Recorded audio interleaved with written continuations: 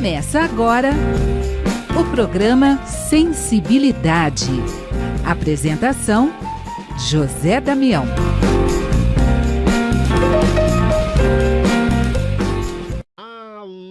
Alô, amigo ouvinte da Rede Boa Nova de Rádio, telespectador da TV Mundo Maior. Estamos iniciando mais um programa Sensibilidade. Gratidão a você que vai junto com a gente em mais esse programa. No programa de hoje, nós vamos falar do Complexo André Luiz. Para falar do Complexo André Luiz, César Bergamaschi. César Bergamaschi que trabalha em todo esse complexo e vai poder estar contando um pouco desse trabalho para a gente. César, que bom, seja bem-vindo ao programa Sensibilidade. Tudo bem contigo, César? Ótimo, Damião. Muito obrigado a você. Muito obrigado à FEAL, à TV Mundo Maior e à Rede Boa Nova de Rádio por esse convite para virmos aqui falar um pouquinho da nossa instituição, Centro Espírita Nosso Lar, Casas André Luiz, que hoje é muito mais do que isso. Hoje é o Complexo André Luiz, sobre o qual nós vamos falar no decorrer desse bate-papo. Então vamos conversar como é importante, né, a gente ter essa oportunidade de falar das Casas André Luiz, da Fundação Espírita André Luiz, hoje Complexo André Luiz. Então vamos acompanhar a partir de agora o César Bergamaschi. E a gente começa por onde, César? Por onde você pensou começar falando desse complexo? Podemos começar pelo começo, né, Damião? Vamos embora! Onde tudo começou. Casas André Luiz. Tudo começou com uma família de descendentes de italianos, a família Castaldelli, lá na zona norte de São Paulo, mais especificamente em Santana. Essa família morava na rua Ezequiel Freire, número 732, onde hoje funciona um bazar. E o centro foi fundado lá e ficou lá até 1985. Mas vamos voltar para a família Castaldelli. Sim. A família Castaldelli era composta pelo pai e pela mãe, né, o seu José e a dona Júlia. Eles tiveram 3 filhos. Tiveram o João, o Paulo e a Irene, que foram grandes trabalhadores da doutrina espírita. E também tiveram um outro filho, um menino, que desencarnou ainda pequenino, e eu não achei registro do nome dele, infelizmente. Mas então vamos considerar os 3. Começou com o João, que aos 12 anos de idade já escrevia artigos para comunhão, para o círculo esotérico da comunhão do pensamento. E, embora aos seus 12 anos, esses artigos que ele escrevia eram lidos e discutidos lá no centro esotérico da comunhão do pensamento por gente grande, gente que entendia do assunto.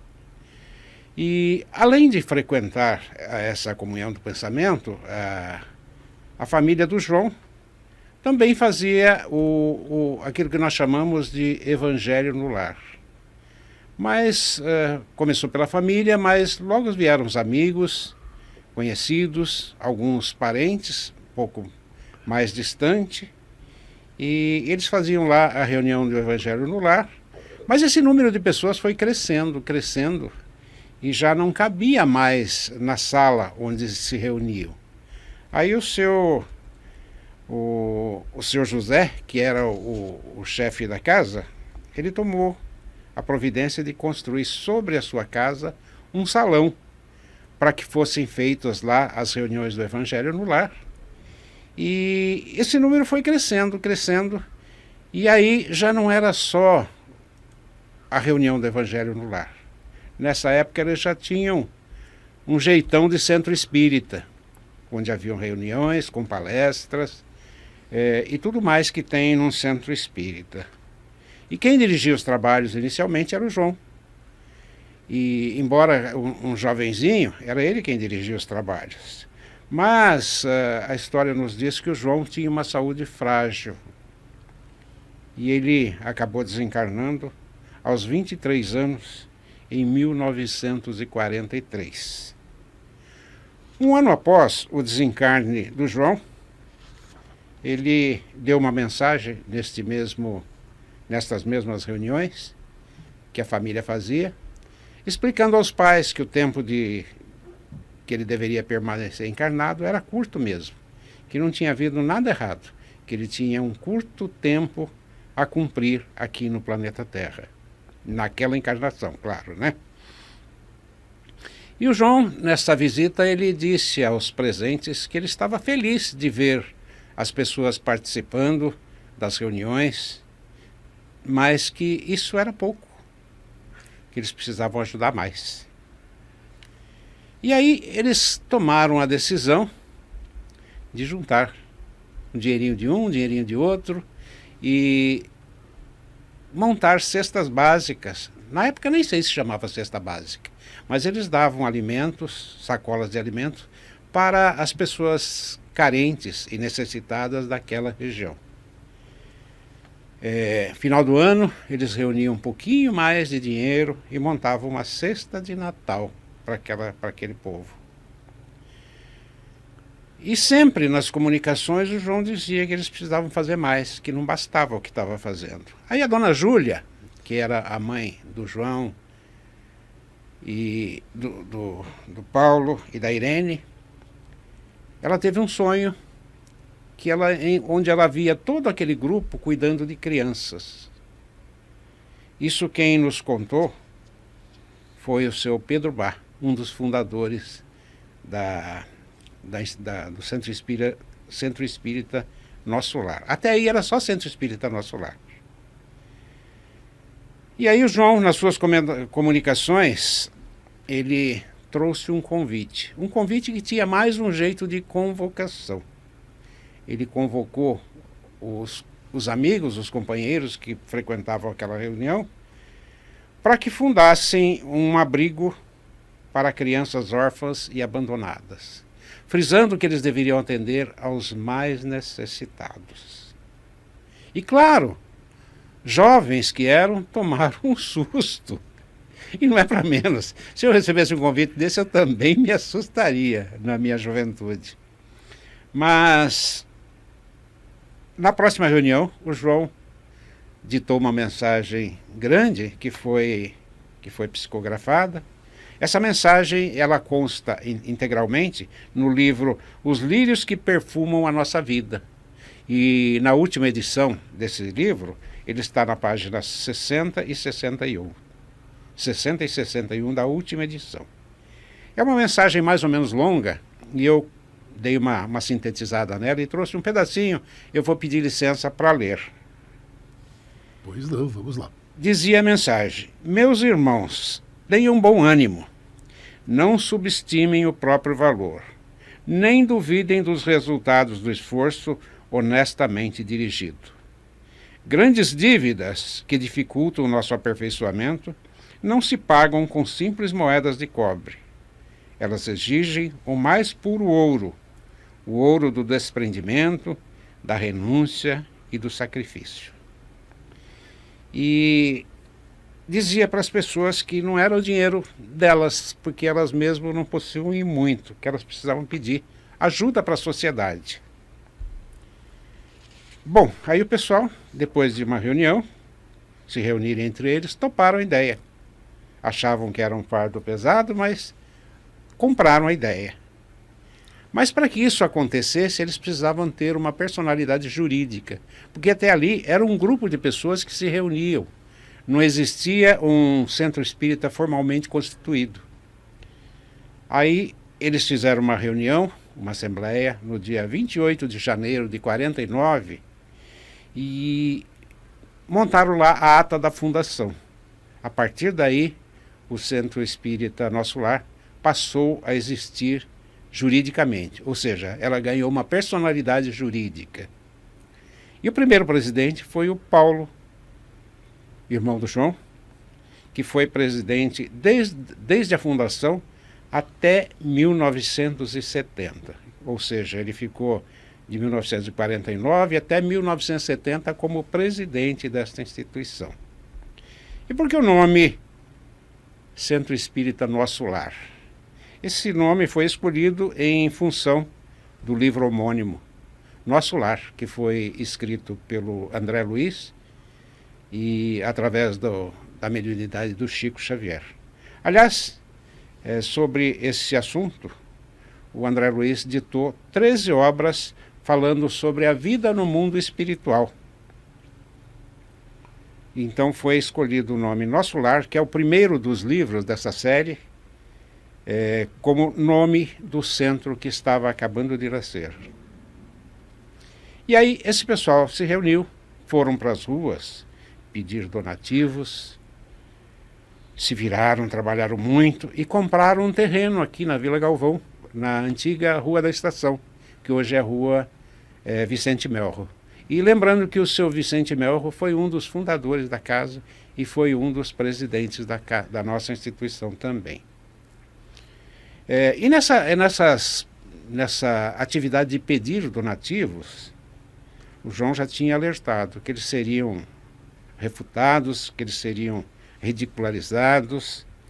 E o seu Osmar nos contava que certa vez ele foi preso pedindo donativos. E que basicamente eu via: vai trabalhar, vagabundo. Quer viver às custas alheias? Vai trabalhar. E certa vez ele foi preso e teve que explicar, mas depois que foi explicado lá na delegacia o motivo pelo qual ele e a sua equipe estavam pedindo, ele foi liberado. Mas na semana seguinte voltaram a pedir novamente. E tinha umas mocinhas que fundaram o centro. Eu não as conheci mocinha, eu já as conheci senhoras, jovens senhoras, mas eram todas muito bonitas. A dona Ana Gaspar, a Jandira Tidon, entre outras. E elas recebiam propostas indecorosas. E a orientação do João é que era para não revidarem a essas ofensas que recebiam, para baixar a cabeça e seguir no seu trabalho. E por que era difícil para pedir? Porque eles não tinham nada para mostrar. Eles tinham apenas um desenho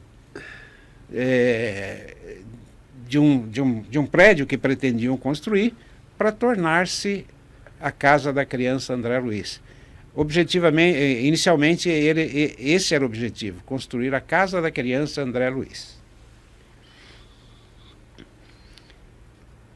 E aí, com muito trabalho, conseguiram comprar esse terreno. E aí eles precisavam de dinheiro para a construção. E aí conseguiram um caminhãozinho emprestado e percorriam os bairros das cidades pedindo doação de alumínios, que na época tinha valor, garrafas, tal, e depois vendiam isso no ferro velho. Eles chamaram isso daí inicialmente de campanha da panela velha.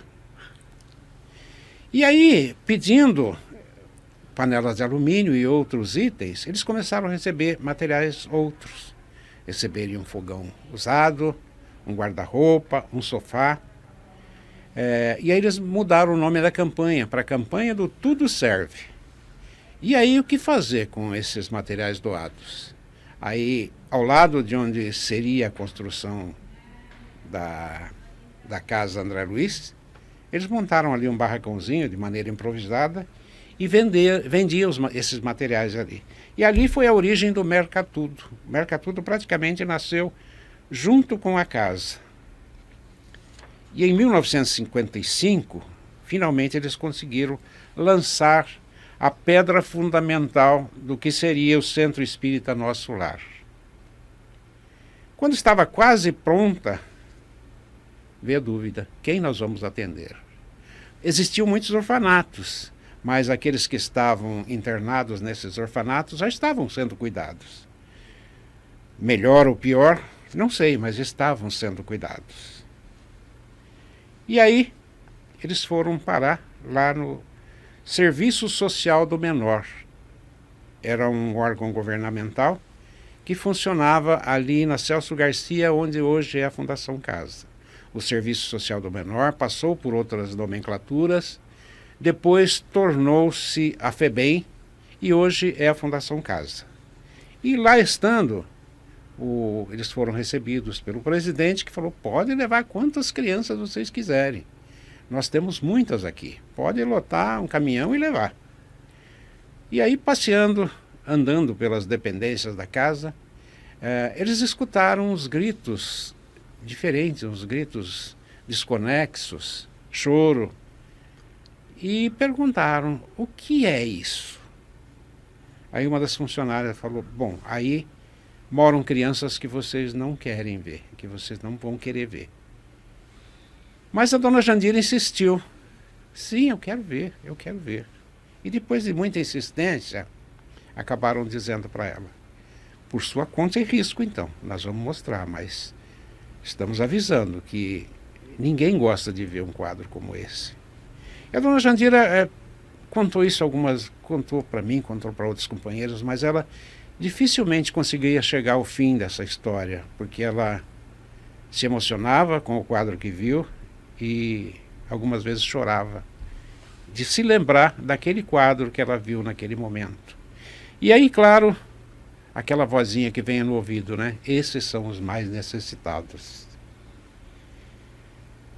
Bom, aí foram embora, se reuniram os companheiros que militavam nesse trabalho, foram embora e decidiram que seriam aqueles que eles trariam para serem cuidados, porque realmente eram os mais necessitados.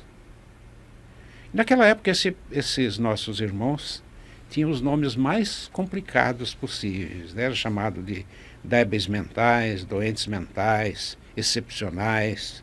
Eram adjetivos depreciativos, realmente. E em 26 de janeiro de 58, foi finalmente inaugurada as Casas André Luiz, que depois passou a ser a Casa 1, quando foi construída a segunda unidade, sobre a qual vamos falar daqui a pouco. E vieram inicialmente 15 crianças de lá, todas com... Na época falava-se deficientes mentais, hoje eles são chamados de deficientes intelectuais. Mas só que, como cuidar? Ninguém sabia cuidar de pessoas com essas características. E os primeiros foram cuidados por voluntários, aquelas senhoras que eram voluntárias, outros chegaram depois. E as crianças chegaram numa situação difícil. Vamos dar um banho nesse aqui, vamos tentar dar uma comida para esse daqui, pôr uma roupa naquele ali. E após esses primeiros 15, rapidamente vieram mais, até que a casa atingiu a sua capacidade máxima de atendimento, que foram de 212 crianças. De 15 pulou para 212. Mas tinha uma fila de espera de 3.000. E o que fazer para atender todo esse pessoal? Bom, só resta uma alternativa: construir uma outra unidade, que chamou-se posteriormente de Casa 2. Aí eles, com muito trabalho, com muito pedir à sociedade, aos empresários, eles conseguiram comprar lá no Picanço, no bairro do Picanço, mais especificamente lá onde hoje é a Avenida André Luiz, 723, um terreno de 72.000 metros quadrados. É um terreno bastante grande lá. E para que se construísse a unidade 2, chamada posteriormente de Casa 2.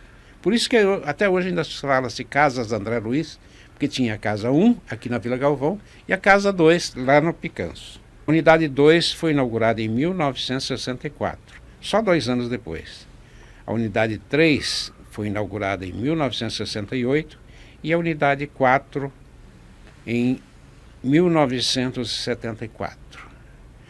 Terminada as obras da construção da Casa 2, nós tínhamos 1.200 internos. E para construir tudo isso daí, foi preciso muita doação, como já falei. Mas como já tinha alguma coisa para mostrar, já tinha o prédio da André Luiz, da Casa 1, na Vila Galvão, que atendia tanta gente, foi mais fácil. Relativamente mais fácil. E ali no centro da cidade, no centro de Guarulhos, onde está hoje a praça, deixa eu ver o nome da praça, Praça Tereza Cristina. Tinha um cinema ali, o antigo Cine São Francisco. E ali foram feitos muitos shows beneficentes em prol das casas André Luiz. E eu novamente vou pedir licença para ler, porque foram muitos os artistas que lá se apresentaram, que eu não me lembrar de cabeça. Vieram entre eles o Roberto Carlos, o rei Roberto Carlos, Wilson Simonal, a Vanderleia, o Aguinaldo Raiol, o Sérgio Reis, os Incríveis, os VIPs. Basicamente era a Jovem Guarda. Todo o pessoal da Jovem Guarda colaborou com shows, doando a renda em prol da construção das casas André Luiz, mais especificamente da Casa 2. E aí, em 1981, a Casa 1 acabou sendo desativada. E por quê? Porque ela foi construída com materiais que hoje já não se usam mais. O encanamento era todo ele de ferro. E principalmente o encanamento do esgoto recebia muito produto químico para lavagem dos banheiros e tal. E eles enferrujaram. E ficou difícil, não dava para reformar com as crianças lá dentro. Aí ela acabou sendo desativada. Nessa época, quando as crianças, e até hoje ainda se fala as crianças das casas André Luiz, porque todos eles chegaram, até aquela época, chegaram crianças lá.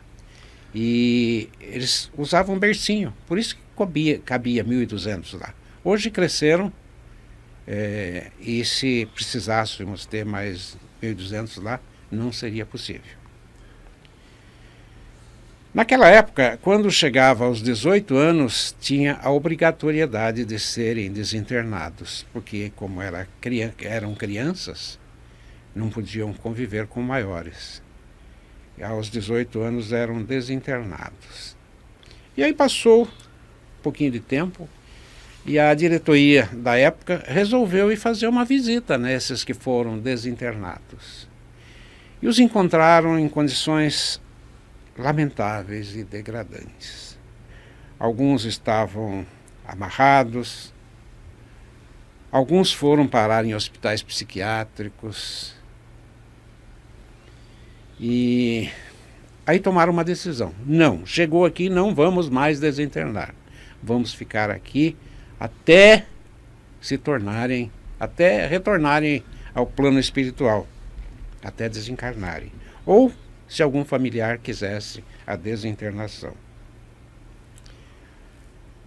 Aí, o governo, vendo que tinha alguém que estava ajudando, né, foi feito um convênio que o governo federal nos remunera até hoje,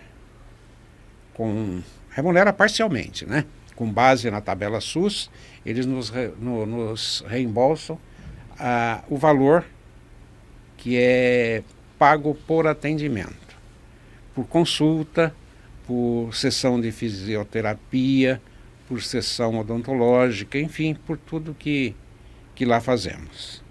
Além disso, os nossos internos, eles são todos institucionalizados e recebem o LOAS, o BCP, o Benefício da Prestação Continuada através do LOAS.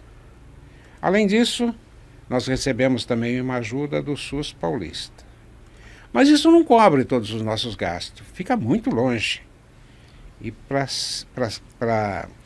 que consigamos o restante, nós temos as 15 lojas e bazares do Mercatudo, temos um telemarketing ativo que liga para as pessoas e para as empresas pedindo ajuda, de forma tal que hoje aproximadamente metade do que gastamos lá vem da sociedade, através das pessoas, através de empresários, e o restante vem do governo.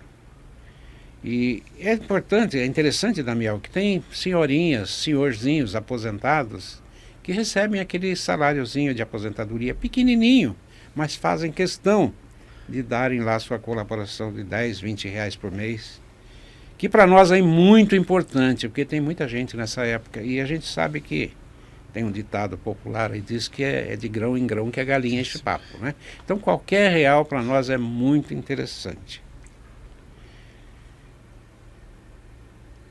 E eu tenho uma história interessante para contar, se você me permitir. Tinha um rapaz internado lá, eu não vou dizer o nome nem a cidade de onde ele proveio, a fim de preservar a identidade dele. Era uma família que tinha vários filhos, uma família pobre, que tinha muitos filhos. E aí a mãe morreu. Eles ficaram órfãos de mãe. E o pai pensou, o que eu vou fazer com essa monte de crianças aí? Tenho que trabalhar para cuidar deles. E quem que vai cuidar dessas crianças? Aí resolveu doá-los. Doou um para a madrinha, outro para a tia, outro para a avó. Mas essas crianças, eles foram crescendo. E quando o mais velho atingiu 18 anos, ele sabia onde estavam os irmãos, foi procurá-los. Vamos voltar a reunir a família? E aí conseguiram uma casa e novamente conseguiram reunir a família. Só que, desculpa a emoção, eles se lembravam que faltava um, que era bem pequenininho, que eles sabiam que era diferente. Mas como quando os pais desencarnaram eles eram ainda crianças, eles não se lembravam de muita coisa. Onde foi parar esse menino? Começaram a procurar em instituições, até que alguém disse para eles, que moravam lá no interior, que aqui em Guarulhos tinha uma instituição que abrigava crianças com deficiência intelectual. E aí, um dos irmãos ligou para a assistência social da nossa instituição, perguntando, falou, não, aqui tem sim um rapaz com esse nome. O nome dos pais era esse. Ele pulou de alegria, claro, né? É meu irmão. E logo na primeira oportunidade a família veio conhecê-lo, veio visitá-lo. E um dos irmãos ficou muito bem de vida, financeiramente falando. Tinha uma empresa, uma construtora, e eles logo demonstraram interesse em desinternar esse irmão. Então esse irmão ele construiu, junto à sua casa, ele construiu um anexo, um quarto, uma suíte com todo o conforto necessário, mais um quarto para a cuidadora, e pediram a desinternação dele. Claro que nós concedemos, né? Ele foi morar então com familiares, com uma pessoa 24 horas cuidando dele. Claro que tinha revezamento, né? Eu não sei como era o revezamento, né? Mas tinha uma pessoa constantemente ao lado dele. É uma das histórias bonitas. Se fosse eu um escritor, eu tenho certeza que daria uma bela história, daria um bom romance. Mas voltando ainda à história das casas de André Luiz, em 1981 foi construído um ambulatório de deficiências para que as crianças recebessem o trabalho, continuassem morando com os seus pais. Porque nós sabemos que não é por acaso que uma família recebe um deficiente intelectual no seu seio. Porque eles têm responsabilidades de vidas pretéritas com esse ser. E aí, recebendo o tratamento ambulatorial e morando com seus familiares, eles estão mais em contato com a família, e isso é bom para eles. Esse ambulatório funcionou até o ano passado, ali na Rua da Estação, a antiga Rua da Estação, Rua Vicente Mel, onde foi inicialmente a Casa 1. E lá nós tínhamos a oportunidade de atender 3.000 pacientes e seus familiares, porque não é só os pacientes que recebem atendimento. Os pais também recebem orientação de como cuidar destas crianças que vieram ao mundo com alguma dificuldade. Lá nós oferecemos tratamento para a parte física e para a parte mental também. E nessas 3.000 famílias, quase 8.000 atendimentos por mês. E pode parecer que há discrepância entre o número de famílias e de pacientes atendidos com o número de atendimentos. Porque um só paciente recebe, às vezes, quase sempre, né, vários tratamentos. Recebe tratamento médico, psicológico, fisioterapêutico, odontológico, tudo aquilo que nós podemos oferecer. E aí, no final de 2024, apareceu um senhor que resolveu, que queria ajudar as casas André Luiz. Aí nós fizemos um projeto de reforma de uma parte lá da Casa 2, hoje unidade de longa permanência, que estava mais ou menos ocioso. Aí a gente fez uma readequação lá, botou mais crianças num quarto, dentro do que era possível, e apresentamos para ele o projeto de reforma daquele prédio para que o ambulatório se mudasse para lá. E eles nos doou, nós fizemos o orçamento de quanto custaria essa reforma, e eles nos doou 1 milhão. Não foi suficiente. Nós tivemos que pôr um pouco mais de dinheiro em cima, mas pusemos e concluímos a obra. E ele fez questão que o nome dele não fosse divulgado. Essa é a verdadeira caridade. Que a mão esquerda não veja o que faz a direita. E ele também se comprometeu a doar todo o ar-condicionado para aquela instituição. Logo, logo será colocado. Estão fazendo a preparação lá e será colocado ar-condicionado em todo o ambulatório. Atendendo lá em cima, lá no Picanço, nós vamos ter capacidade de quase dobrar o número de atendimento. Pretendemos chegar aos 15 mil, talvez, famílias e indivíduos atendidos lá, porque temos espaço lá. Instalações novas, confortáveis. E para dar conta de todo esse trabalho, tanto do ambulatório quanto da casa, nós temos muitos colaboradores, assalariados, temos também um grupo de voluntários. E vamos falar só dos profissionais de saúde de nível superior. Nós temos 119, entre médicos, dentistas, psicólogos, enfermeiros. Nós temos 119 profissionais que são assalariados. Profissionais de saúde de nível técnico, nós temos 128, que são os auxiliares de enfermagem e daí para lá, né?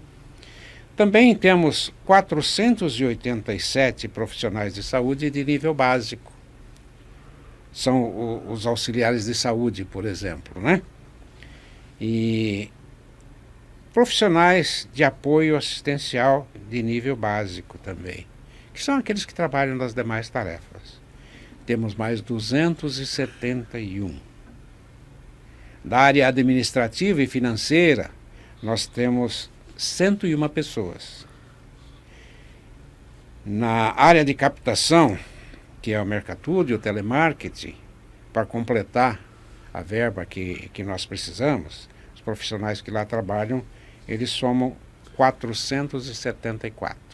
Ao todo, nós temos 1.580 colaboradores que são assalariados. Além disso, nós temos mais ou menos, é um número que um dia tem mais, outro dia tem mais, mas podemos dizer na média 500 voluntários que trabalham efetivamente na nossa instituição, ajudando nos cuidados com os nossos internos e com os atendidos no ambulatório. Vale ressaltar que todo esse atendimento é gratuito. Os internos que lá residem, aqueles que são atendidos no ambulatório, não precisam pagar nenhum centavo pelo atendimento que recebem. E é importante ressaltar também que os voluntários, incluindo a diretoria e o conselho deliberativo, todos trabalham gratuitamente. A nossa instituição é dirigida, podemos dizer, pelo conselho deliberativo. É um grupo de conselheiros que varia entre 45 e 50, não existe um número fixo. Para ser conselheiro das Casas André Luiz é necessário ser um dos voluntários, trabalhar bastante como voluntário, ter feito o curso de doutrina espírita.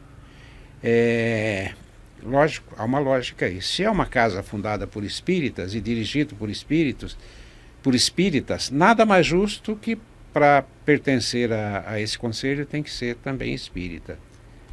E aí, quando descobrem os seus reais valores, as condições, eles são convidados para pertencerem ao Conselho Deliberativo.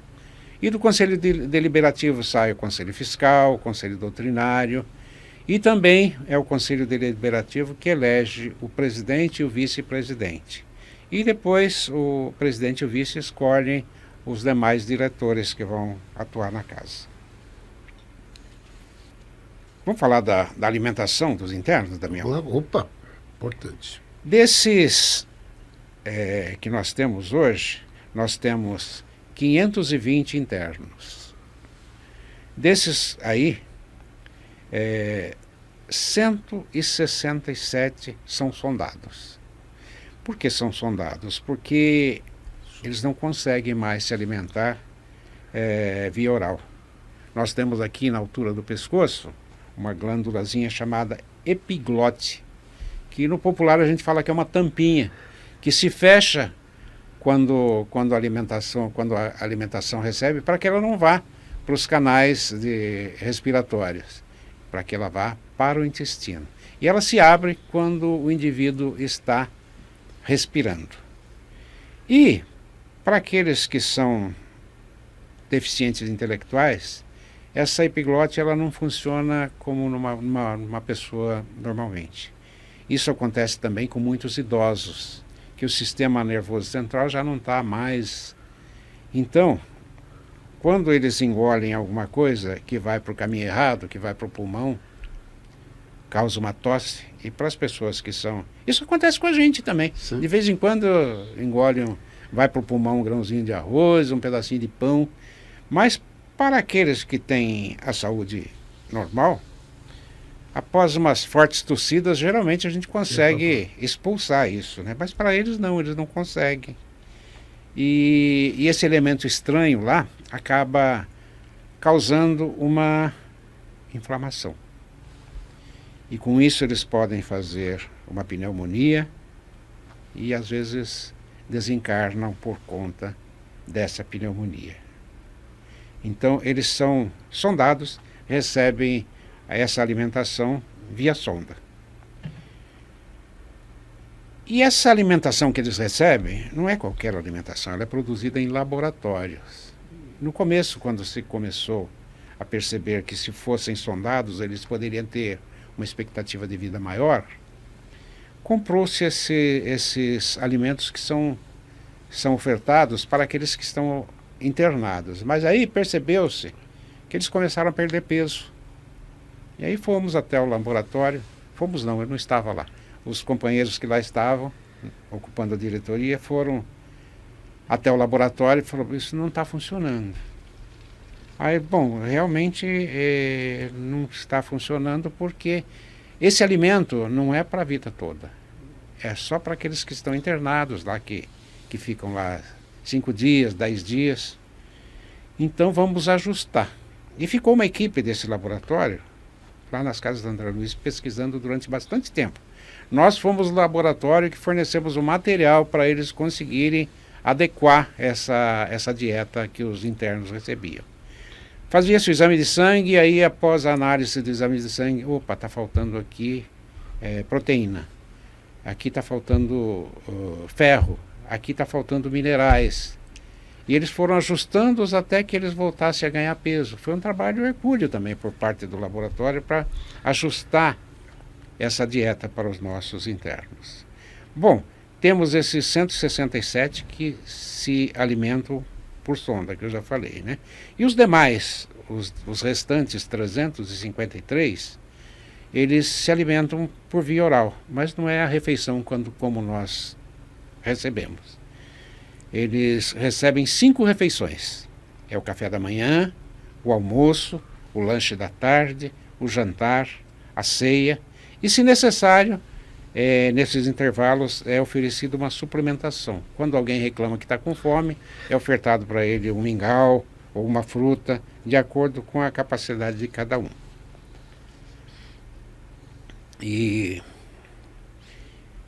E lá na nossa instituição, para os nossos colaboradores, são servidos diariamente 500 desjejuns para aquele pessoal que chega para trabalhar, sim, toma o café da manhã, Aqueles que estão saindo de serviço de madrugada também podem tomar café se quiserem. E também são servidas 500 refeições, isso por dia. Isso por dia. E agora um dado que acho que até você que conhece a instituição vai se surpreender, Damião, com alguns itens que nós consumimos lá, com a quantidade. Arroz, por exemplo, nós gastamos por mês 1,5 tonelada, 1.500 quilos de arroz. De feijão, são 750 quilos por mês. De carnes, compreendendo frango, peixe, de modo geral, né? Carne bovina, carne vermelha, né? São 4 toneladas mês. De legumes, 6,5 toneladas por mês. Verduras, 1.400 quilos, 1,4 toneladas. E pães, 20 mil unidades de pães por mês. A expectativa de vida do brasileiro é de 75 anos, mas para os indivíduos que são deficientes intelectuais, baixa 30%. É 51 anos, mais ou menos, a expectativa deles. Mas alguns, eles quebram a barreira do som. Tivemos o Josená, que desencarnou ano passado, que viveu 80 anos, que viveu até os 80 anos. A Nadir, que está com 73 anos. E a Cidinha, que foi internada com 3 anos, que está lá conosco há 68 anos, ela tem hoje 71 anos de idade. E todo o complexo André Luiz englobam 4 unidades de longa permanência, né? Uma unidade de longa permanência com 4 unidades, o ambulatório de deficiência, o centro espírita com 4 unidades, aliás tem mais uma que funciona lá na Zona Sul, junto ao Caminhando. A FEAL também faz parte do complexo, com 2 emissoras de rádio, FM, uma aqui em Guarulhos e uma em Sorocaba, abrangendo 40 cidades e mais de 15 milhões de ouvintes. E também tem uma outra retransmissora de rádio lá em São Borja, no Rio Grande do Sul, que atinge o sul do Brasil e o norte da Argentina. A TV Mundo Maior tem uma geradora que funciona aqui e tem retransmissoras em canais abertos em São Borja, em Juiz de Fora, Araçatuba, Araraquara, São José do Rio Preto, Uberaba e Ouro Fino, além de 105 cidades através de TV por assinatura. E ainda pela banda KU, o Brasil todo pode sintonizar a TV Mundo Maior também. Além dos aplicativos que podem ser baixados nos nossos celulares. Ainda temos na FEAL, Mundo Maior Filmes, América Livros, Portal Mundo Maior e todo aquele complexo da Fundação. E temos lá, interessante, o CEDOR, que é o Centro de Obras Raras, que são manuscritos do Kardec, e com base nisso foi escrito o livro Nem Céu Nem Inferno, e o Espiritismo é obra de Deus. Além disso tem a creche Luiz Carlos Elo de Amor, que funciona lá no Jaraguá, que nos chegou há mais ou menos 15 anos. O Instituto Caminhando, que nos chegou o ano passado, que atendem a 275 jovens com TEA, e tudo isso é gratuito. Enfim, nós temos que dizer que nós trabalhamos para preparar a humanidade para o mundo de regeneração. Eu não sei se isso é sincronicidade ou coincidência, mas acho que não vai dar tempo de falar sobre isso. Mas eu gostaria de falar que todas essas unidades trabalham em conjunto, divulgando o Evangelho do Cristo, pregando o amor e a caridade, ensinando que fora da caridade não há salvação. César Bergamaschi conversando com a gente, com o amigo ouvinte, com o telespectador do Complexo André Luiz. César, obrigado pela presença, gratidão, viu? Eu agradeço mais uma vez, Damião. Pena que não deu para falar mais coisas. Mas... Olha que deu para falar muita coisa, mas não deu para falar tudo. Mas é sempre bom, porque a gente pode convidar para poder ter mais histórias para a gente poder contar. Ok, Damião. Agradeço imensamente a você e a todo o Complexo André Luiz por esse convite. Eu sou novo aqui, mas fiquei feliz Que bom. de poder colaborar. Conversamos com César Bergamacho do Complexo André Luiz. Semana que vem estaremos juntos com mais um programa Sensibilidade. Até lá.